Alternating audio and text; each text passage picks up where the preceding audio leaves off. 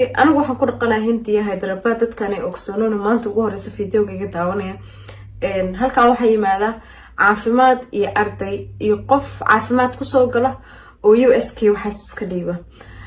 sidaas baa ahaatay dadka badan ay UN-ka u yimaada families bay yimaadaan ayagu badankood waa family dad iyagoo dhan dhameystiran way halkan wada dega haddaba dadka aan maanta ka tirsanayo ama aan arday ahaan anoo ku hadlayo hadalka ardayga aan dhibaatada ka tirsanayna waxa weeyaan ragga ka imanaya Mareykanka ama ragga ka imanaya qurbaha shishe si ay Hindiya caafimaad ugu joogaan basically qofka caafimaadka wadanka u yimaada wuxuu u joogaa adiga 3 bilood 4 bilood depending on qofkaas conditionkiisa wuxuu yahay qofka caafimaadna ay u yimaada sidaas darteeda waxa loo kordhiyaa stayga intuu ku joogay Hindiya dacdooyin badan waan aragnay dadka waxa la dhahay dibadda ka yimaada especially ragga dumarka anu kama hadlayo waxa ay dumarku wax qalad ay sameeyaan ma arkin oo wax ardayda dhibaato u keensanta laakiin ragga dhibaatooyin badan ayay u keensadaan tan koowaad ay kamid tahay waxay guursadaan gabdhaha Hindida yaryarka ah ha guursadaan waxuma qofkan Ilaahay waa u baneeyay inuu guursado nin rag uu yahay uu guursan karaa ilaa afar ahaat inta tabartiisa ay tahay gabdhaha yaryarka ah Hindida baa la guursanayaa mid sharciyeysan oo la dhisay maaha waa mid waalidkood lacag la siinayo dan inta uu joogayo ilaa 5 bilood ahaato inta caafimaadkiisa Hindiya ka joogo buu ku joogayaa dan ka tagayaa isaga wax galaafa ah oo gaarsamaysa malaha maxaa yeelay isaga waxa ku soo xirtay agency qolyahan tuugada oo u dhaxaysa iyo de gabadha tan miskiinta ay isleeysan nin baa ku soo doontay gabdhaha Hindida halkan iyaga lacagta bixiya markii anaga naloo fiiriyo waxa jira la dhaho dowri oo gabdhaha iyaga waad aragteen meher baa laga bixiyaa si loo guursado halkan gabdhaha iyaga meher bixiya haddaba waxaa jira familiyaal daciif ah oonan tabar saas haysan familkaas oo kale dadku way ka faa'iideystaan especially ragga way ka faa'iideystaan maxaa yeelay waxa arkayaan inaysan financial stable ahayn qof maaragtay familkeedu dayacan yahay hadal baa loogu sheekeynaya waxa leeyahay familkaaga meel fiican ka soo saarina adna waa ku doonaya waxa laga yaabaa maalinkaas inay ugu horeyso waxa arkay wiilal badan oo arday ah oo intaas la dhibayo oo kelimada Soomaali waasa marba waxba anagana lagu maagaa because anaga saa isku qaadanay positionka iskeeno baa dadku nagu maagayaan especially ardayda wiilasha ardayda dhibaatooyin badan ayay kala kulmaan maxaa yeelay odayaasha Soomaalida waxa ay sameeyaan anoona hadal ku sii dheeraanaynin waxa jira gabdho badan oo tabar la siiyay oo ah inay social media soo galaan oo dhahaan media soo fariistaan oo dhahaan anaga saanan ka tabanaynaa ninkayga intuu yiraahday waa soo laabanayaa isagoo maqan 2 bilood markii ka soo wareegtay wuxuu leeyahay oo kale waa ku furay wax qaladana ma sameyn caruur baan u hayaa waxaan sameeyana ma garanay raggaas oo kale baa jira waxa laga yaabaa xaasaskoodii dhabta ah inay ku laabtaan yani wax dhibaato halkan kama hayaan yani de contactigan halkaas ugu dambeysay balag baa la saaraya numberkeeda sawirna isla magalayaan because hadii kale sawir isla galaan waa u dhamaatay oo de baraha bulshada dhan baa la soo gelinaya waxaan dhihi lahaa raggiinan doonaya guurka xalaasha oo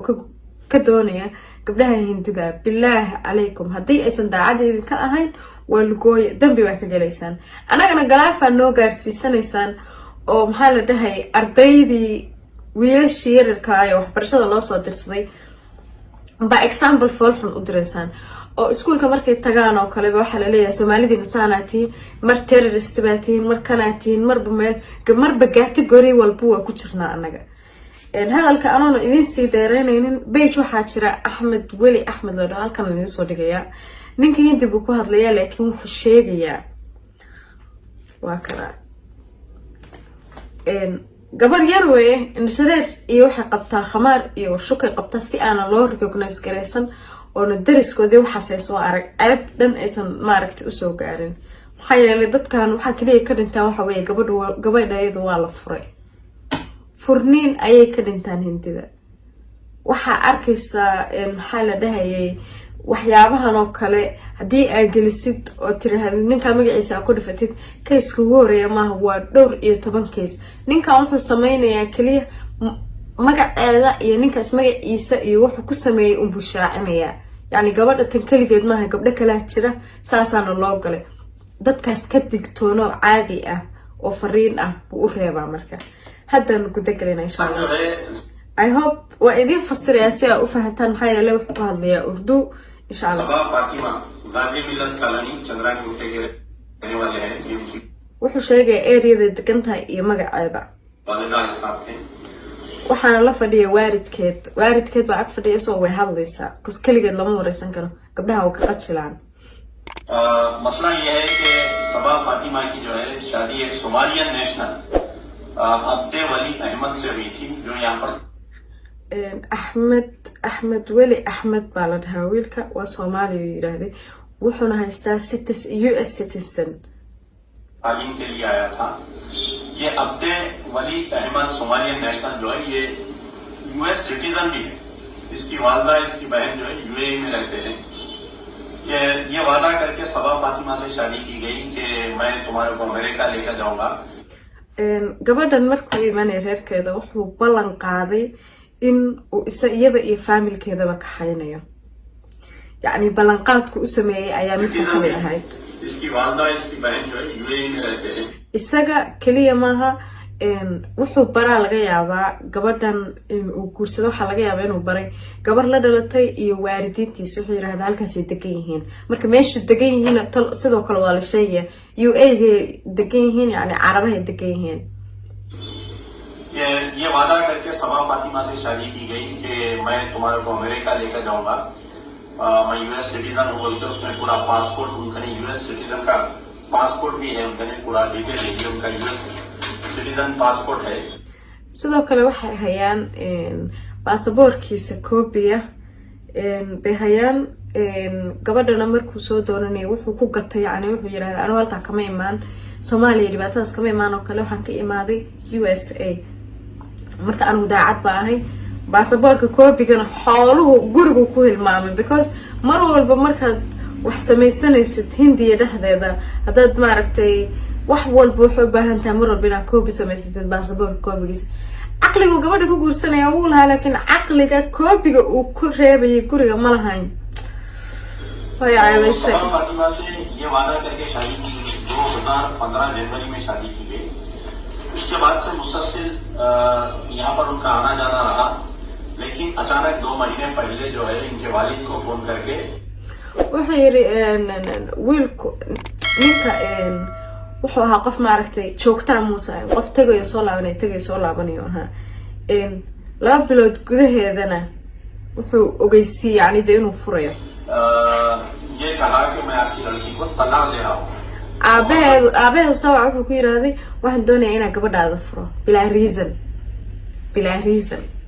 ये है कि सबसे पहले तो कोई पेपर नहीं है ना तलाकनामा है ना खुलानामा है ताकि ये लड़की की कोई दूसरी शादी कर सके ऐसा दूसरी चीज ये है कि आए दिन हैदराबाद जो है ये सोमालियंस का शिकार होते जा रहा है يعني wax detail ah oo waxa ula jeeda dadku markay gaalada isguursanayso warqadii waxbay kala saxiixaan soo maaha yani dadkan way isguursadeen ah iyaga wax saas lagama hayo yiraahdee hadii laga helo at least ninkaas oo soo qaban lahaa wax un baa la isla gaari lahaa sidoo kale ereyadu ka dhawaajinayo shikaar waxa la yiraahdaa xayawaanka markii la qabanayo soo lama sameeyo shabaqi waxa yani waa wax ay sameeyaan oo kale ula jeeda xoogaa daliil baa socda haddii aa wax wanaagsan samayso adista gabar aa ka guursanaysa reerkan si sharafan uga guurso isna hayso maaha anagoo dhan ba ceebtaada wadana kaligaa maaha laga yaabo hadda Mareykanka inay joogtadaan dad waxaas kala jeclaan because waxba kuma dhacayaan adiga ये लड़की की कोई दूसरी शादी कर सके ऐसा दूसरी चीज ये है कि आए दिन हैदराबाद जो है ये सोमालियंस का शिकार होते जा रहा है कई सोमालियन स्टूडेंट जो यहाँ पर पढ़ने के बहाने आ रहे हैं ये लोग मासूम बच्चियों का गरीब घराने का फायदा उठाते हुए इनसे शायद sidoo kale wuxuu ku khaldayaa wuxuu yiraahday ardaydan imaanaysa ninka ilaa hadda wuxuu haystaa inuu arday yahay ninku arday ma ahayn caafimaad buu ahaa ninku arday ma ahayn anaga hadii caafimaad ahaan looga imaanayo mareykankii meelahaas way ka imaadaan laakiin qof waxbarasho mareykankii meelahaas nooga yimaado waa dhif waxa la jeedaa wax laga yaabaa practical inay yimaadaan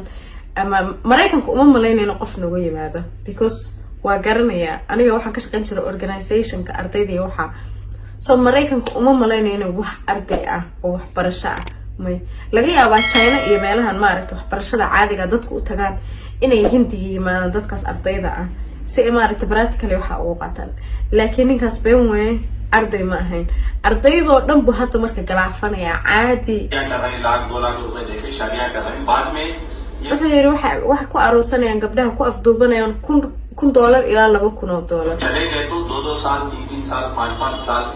family से टच में नहीं रह रहे लोग कोई पैसे नहीं दे रहे कई लोगों को तो बच्चे हो गए उनका देखभाल कुछ नहीं रह रहा तो wuxuu yiri at least gabadha tan yar ilmo iyo wax uga muusan tagin kuwa waxa jiro guri joogo ilmo looga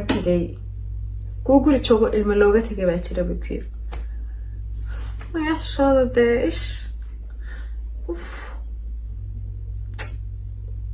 Hyderabad police commissioner Telangana सरकार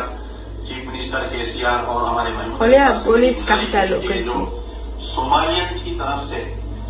जो गांजा अफीम चरस और ये जो शादियों का रैकेट चलाया जा रहा है खास तौर पर ये मेहदीपट्टनम टोली चौकी एरिया में ये लोग मकान किराए का लेके बंजारा हिल में dulqaadka umaliye kowde fideoga waa jaraya dulqaadka umaliye wallahi wuxuu maraya 2 minutes kaliya waa almost 8 minute video nagxashooda please hadda ninka wuxuu yiraahday kaliya gabdhaha iyaga ma guursadaan waxay gadaan sidoo kale waxyaabahan maaragtay badeecada ah oo maaragtay waxa la jeedaa waxyaabahan qaadka iyo waxyaabahaas oo kale